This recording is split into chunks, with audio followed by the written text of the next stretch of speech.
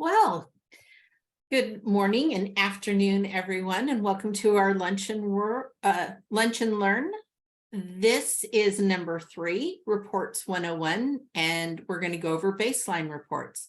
So let me introduce you to our presenter today, and it is our product manager for ParentGauge, Sandy Oseguera. Did I say that correctly? It's close. Oseguera. Oseguera. I am so sorry. Okay. Sandy's been the product manager for over a quarter of a year for us now. She's excellent, and she's going to help you guys figure out how to get through everything. So go ahead, Sandy, and take it away. Yeah, thank you. Okay, so today we're going to be going over one of our reports in ParentGauge. The previous 2 sessions, we went over kind of like interview skills, getting through the interviews, kind of troubleshooting through items in ParentGauge. And today we're going to be focusing on the results of those interviews with our baseline report being the primary focus today. Next week, it'll be our other report, our growth report. So we'll get deeper into that one in our last session. And so with ParentGauge in general, right, we have really 2 main goals within ParentGauge, and that's one, promoting conversations from our parents, right, getting that parent engagement involved through the interview itself, right? So we've been going over that. And then the second part of ParentGauge is really data collection. We want to see how are we doing? How are the efforts that we're making with our parents coming through to them? And that's where this report is going to come into play. There are 2 ways to navigate over to the baseline report. The first one being here in the top menu, you'll see baseline report listed, and you'll also see it here under evaluate progress. You'll see baseline report there as well. And I do want to say I'm using demo data today. So you'll see a lot of, like our program here is just called test, and you'll see some funny looking names here. So by all means, keep in mind that some of this is going to be demo data for us. So when you first navigate over to our baseline report, it's going to default to bringing in everything that you have access to. So some of this will be different depending on whether you're a program admin or a staff member. So there will be some differences in some functionality here, but it's really geared at what you're most likely to be looking at. But just keep in mind, it's going to default to bringing in everything that you have access to. So the first thing that you'll see here is the program. You'll also see all of the centers that are pulling in here. In this case, we have maybe 6-7 centers that are all pulling into this report, and 31 interviews total, right? So not a ton of interviews. And it's also automatically filtering in my default view right now to the beginning of my school year for this current year, so August 2022, and it's bringing in all of those interviews. But the best way to use the baseline report is really to look at one period or one interview season at a time. So in this case, I'm only interested in my post interviews, right? So this is the school year's ending. I'm getting my last interviews with everybody, and I'm going to filter down to just my post interviews. If you wanted to look at the previous year, like maybe we want to pull all of our initial interviews from the beginning of the school year or from last school year, maybe we're looking at a couple different things. You can do that using these date functions here. You could also get more specific by looking at not just my post interviews, but maybe I want to see how do my English interviews compare back to my Spanish speaking interviews. Right? We can see that there's some pretty drastic changes in this demo data. And so there's a lot of functionality here in what your current view is. And depending on your role, that's going to help you determine, what do we want to look at? If you're an interviewer, maybe you're only interested in the ones that you're doing, right? I know that's something for me, just like being internally competitive. I want to see what are my particular results. And that would probably be the best way to use it if you're not necessarily looking at how's everybody doing, but just my particular interviews. So that's what I'm focusing on here right now, is just all of the post interviews that I have conducted, and I filtered down to that. Now, if you start messing around with the filters, there is a reset button that'll just bring it back to that default interview or to that default setting, because there is a lot of functionality here. So by all means, if we start getting to a place where it's like no interviews are showing, maybe we have too many filters going, by all means, just click reset and you can go back in and make sure that we're filtering to just the interviews we want to look at. So again, for those that are joining now, we're looking at our baseline report. We're looking at, we're filtering down just to the interviews that I've conducted. I'm Sandy here, and I'm just looking at my post interviews for this year. It's going to give you some information here at the top. It's also giving you this legend. The strengths and challenges, that's for a different report, so disregard that for now. And you're going to notice it's also going to give you paired questions, have a border around the questions. So once you start getting into the questions, you'll see these borders kind of go hand in hand. And you'll also see the difference in paired questions, right? What, depending on how bold those lines are around. It's also going to give you the report scale. So as you're conducting an interview, right, when you're asking that family, did the program attempt to get to know you in the beginning? That's one of the first questions.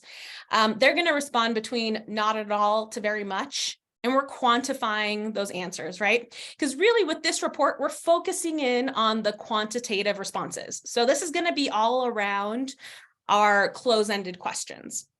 So we're quantifying those close-ended questions, and that's where these scales are coming from. So this top scale is just a general aggregate of all of the parent-specific questions and the program-specific questions. So you can see out of these interviews that I've done for my post interviews this year, my parents are doing pretty well, 4.6, right? That's pretty high. Program scale, we're looking at about 3.8, so we're in the middle there.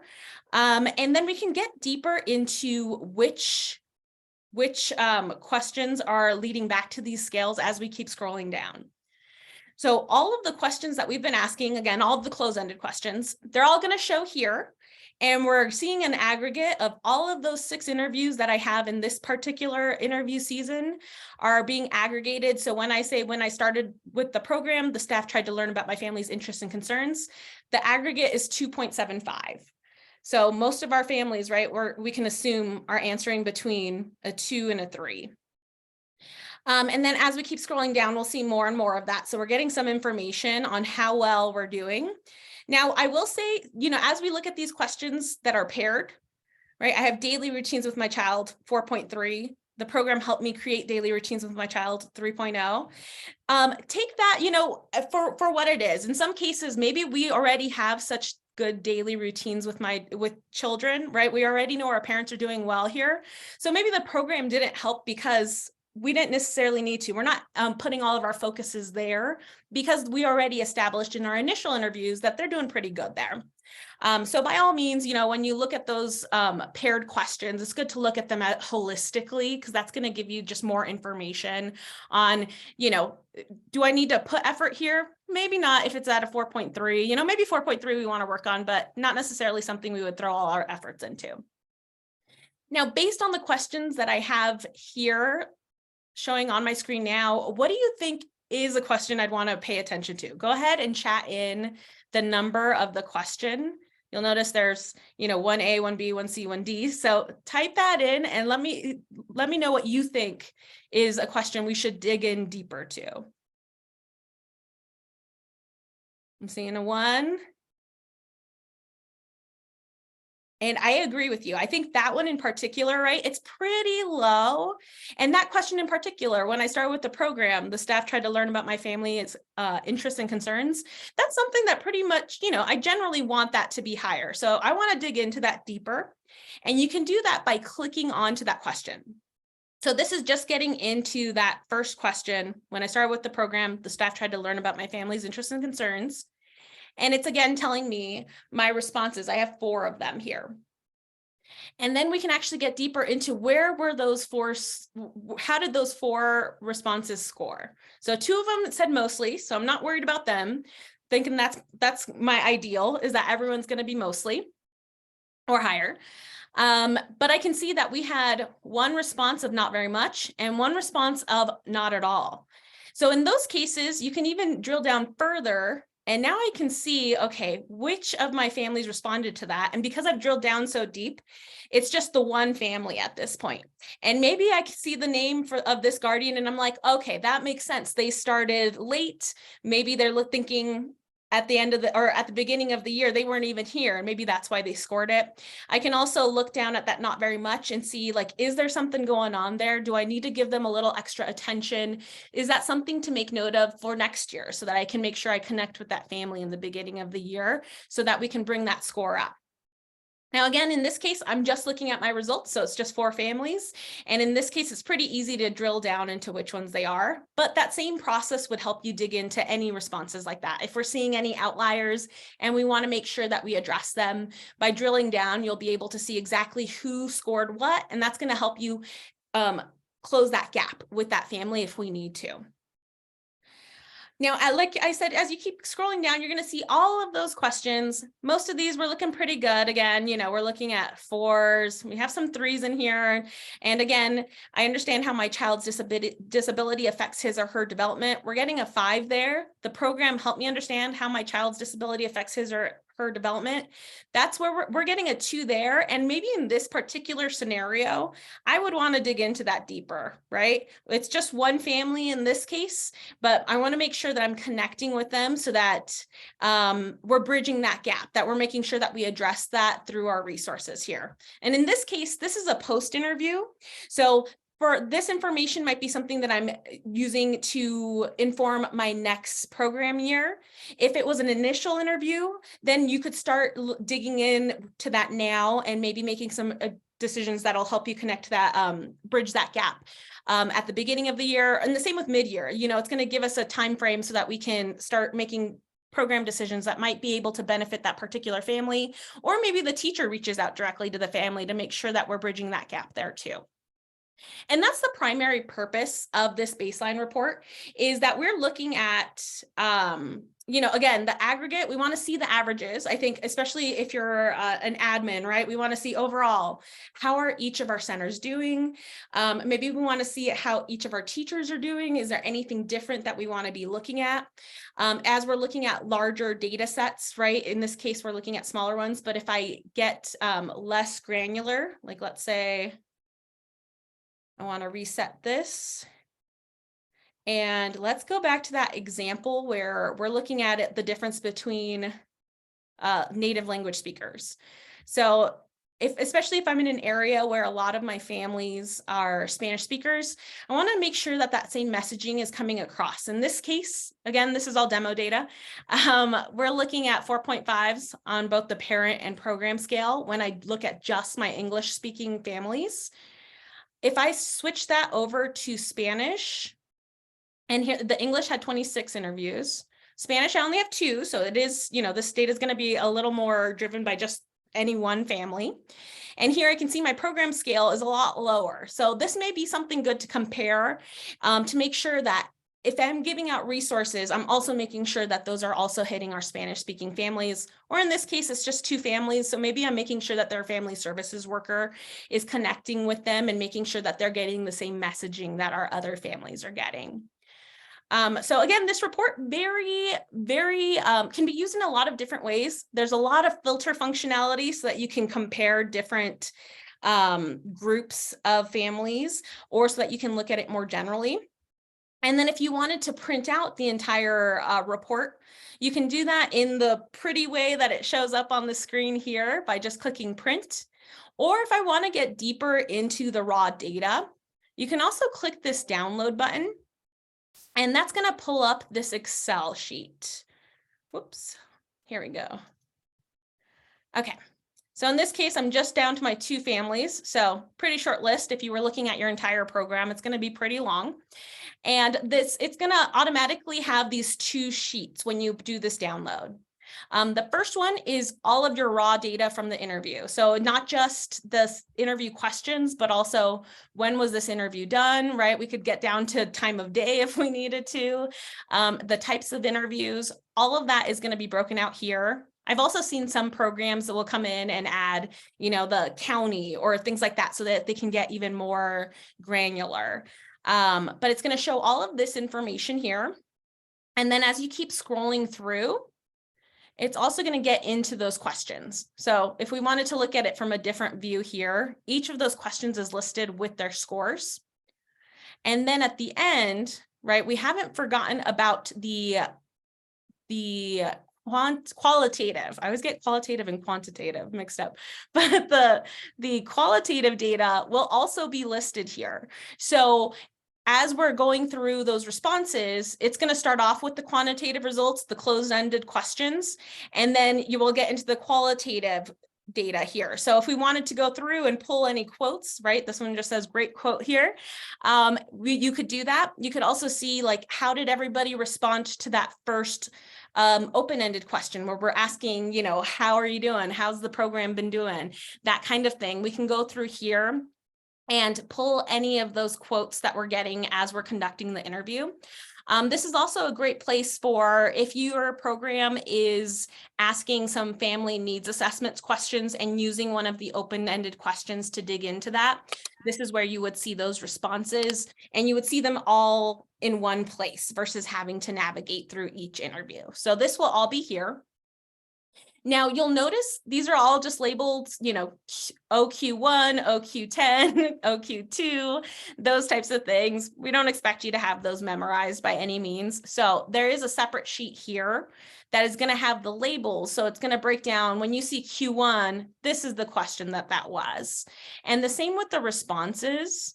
When they're a scaled response, right? Most of the 1 to 5s are pretty easy to deduce. But if you look at the negatives, right, sometimes those will come up and it's like, okay, here's the code for those. Those ones I always forget, so I always have to pull up the labels here. But with this gives you the raw data. So if you wanted to plug this into other reports, add more data, just get deeper into it, or pull up your open-ended questions, pulling up this raw file is going to be the best way to do that because it's going to give you everything all at once there. And like I said, then you can kind of shape this even further if you needed to. And if you don't, then it's all there available for you. And with that, I know I've been chatting very quickly, so I'm pausing for questions here. Hi, this is Phyllis Black from United Children and Family Head Start. And my question is, will we be able to see the data per center? Like if I have 4 or 5 centers and I want to see the separate data and maybe see where the low scores are at, then I know whether to focus on that center. Yeah, great question. You can definitely do that. The easiest way is probably going back to our main report. You could see it from that spreadsheet too, but let me bring up the main report here. Here we go. Okay, and so Phyllis, one of the filtering functions here on the side is going to be centers. So in this case, I'm going to reset my filters and I'm going to go to my center and I just want to look at test, my test center here. And so this again is just going to pull up just those 6 interviews and it's just this center that is reporting back to this version of the report now. Okay, great, thank you. Yeah, and that's a great reminder that the number of interviews is also a way to kind of check that we have our filter functions the way that we want to, right? We probably have an idea of what an average center's amount of interviews are. And so if you see something funky here, it's usually a good sign to look back at my filters to make sure things are looking good. So by all means, you know, you can definitely go by center, you can go by interviewer, teacher, whatever you need to filter by will typically be in that filter function on the left. Sandy, we have a question from the chat room. Awesome. Okay. They'd like to know some examples of how other programs look at their reports. Who do they show them to, and how do they analyze them? That's a great question because really there's a lot of ways that you could use this report that would change the audience, right? So, you know, I mentioned earlier that like if I'm an interviewer, maybe I'm not so interested in the big picture data. I want to look at what I'm doing, and you could use the filter functioning to do that and keep track of your own progress. But depending on your role, you know, like we could look at one center at a time, we could look at your program at a time, and that will also help you both create reports that maybe your upper management want to look at or that you want to share with other leaders in your program, or even as your program, if we want to report back to the, you know, I know we've had some examples of of programs that are using this data to also go back up to Capitol Hill and you know, talk when they're talking about funding and things like that and showing progress. This is one way to do that. And so they're bringing up the large program reports using a baseline report so that we can see this is how we're doing. This is the impact that we're making. And as we talk about the growth report next week as well, you know, it'll give you more data for those larger conversations so that we can show that we're both engaging our parents and that we're also hitting that goal of continuous quality improvement. Great, thank you. Is anybody out there in the attendance? If you want to just unmute, how do you guys use your data? We would love to hear how you use your baseline reports in your programs.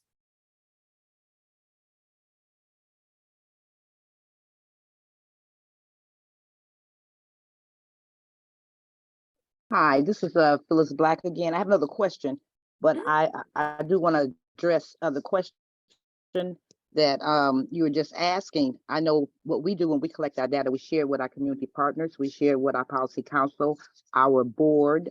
It would also help us with funding to put that information down. And we also we plan for different trainings and workshops that will help bring parents to another level, depending how they answer these particular questions.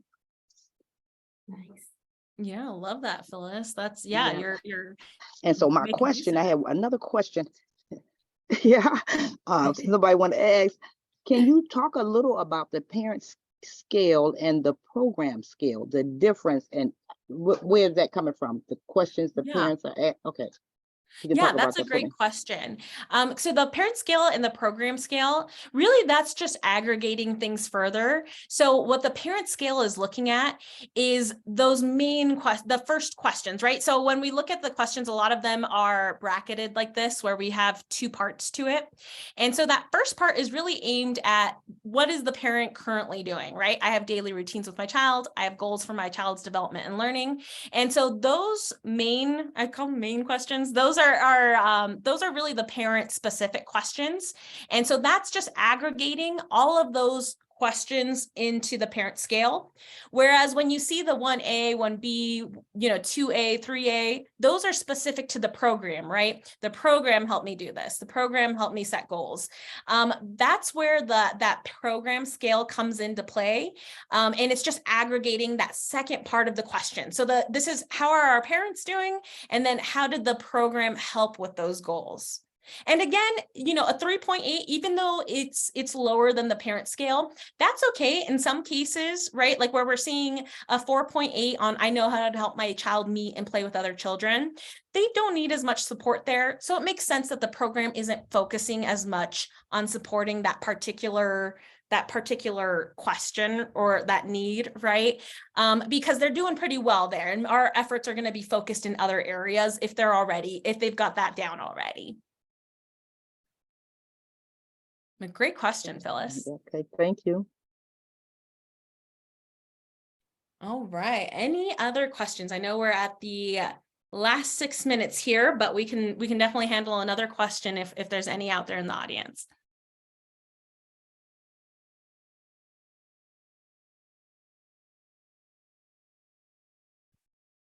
All righty. And I did want to make a plug we have another webinar on April 20th. It's with both ParentGauge and Ready for K. That's on that PFCE engagement. So by all means, if you haven't looked at that yet, I believe we'll probably chat in a link to that webinar, but that's going to be a broader scale PFCE efforts webinar that may be supplementary or helpful as you're going through ParentGauge, or if you have more interest in Ready for K. So by all means, take a look at that. And we do have one more session of this particular webinar series next week, where we'll go into the growth report.